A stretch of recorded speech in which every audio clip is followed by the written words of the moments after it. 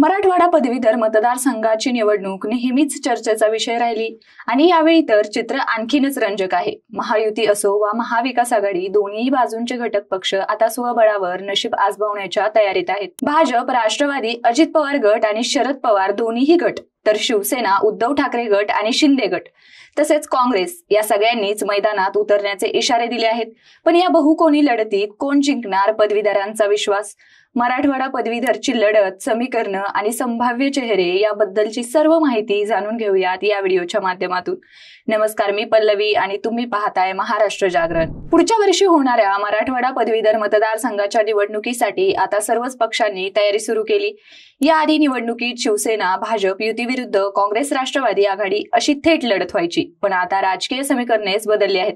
कारण शिवसेना आणि राष्ट्रवादी या दोन्हीही पक्षात फूट पडली।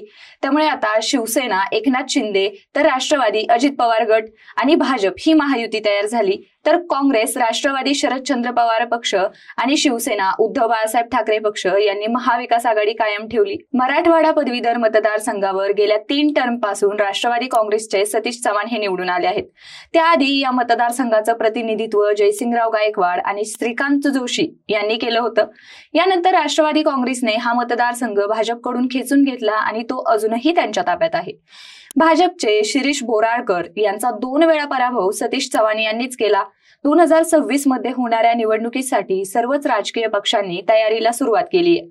महायुतीत राष्ट्रवादी काँग्रेसचा विद्यमान आमदार असला तरी भाजपने ही निवडणूक स्वबळावर लढवायचा निर्णय घेतलाय। भाजपकडून विधान परिषदेचे आमदार संजय केनेकर यांची पदवीधर नोंदणी प्रमुख म्हणून निवड करण्यात आली आहे। त्यांना विधान परिषदेचा फक्त 11 महिन्यांचा कार्यकाळ मिळाल्यामुळे मुख्यमंत्री देवेंद्र फडणवीस यांच्या माध्यमातून केनेकर यांना मराठवाडा पदवीधर मतदारसंघातून पुन्हा संधी दिली जाण्याची शक्यता वर्तवली जाते।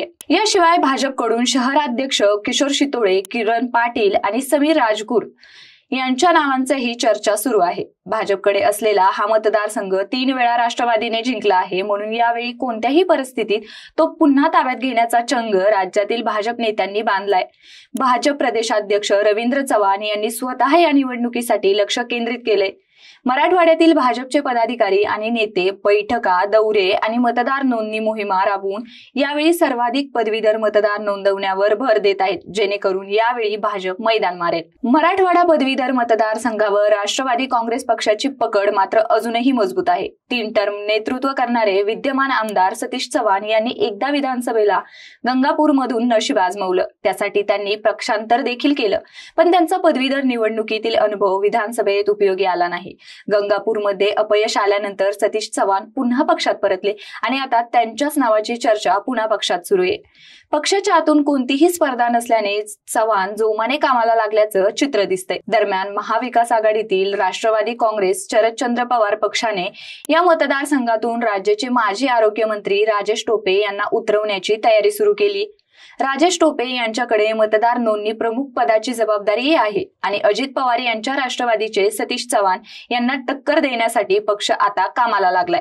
राजेश टोपे यांनी स्पष्ट सांगितलं आहे की पक्षाने उमेदवारी दिली तर ते निवडणूक लढवण्यास तयार आहेत। पक्ष फुटल्यामुळे पदवीधर मतदारांचीही विभागणी झालीय। टोपेंना विधानसभा लढवण्याचा आणि जिंकण्याचा अनुभव असला तरीही यावेळेस पदवीधर मतदारसंघाचा पेपर त्यांच्यासाठी सोपा असणार नाही। आघाडीतील काँग्रेस आणि शिवसेना, उद्धव बाळासाहेब ठाकरे पक्ष नेमकी काय भूमिका घेणार यावरून या निवडणुकीत थेट लढत होणार की तिरंगी चौरंगी सामना होणार हे ठरणार आहे। तिकडे एकनाथ शिंदे यांच्या नेतृत्वाखालील शिवसेना आणि उद्धव बाळासाहेब ठाकरे यांच्या नेतृत्वाखालील शिवसेना दोन्हीही पक्ष या निवडणुकीत उतरायच्या तयारीत आहेत।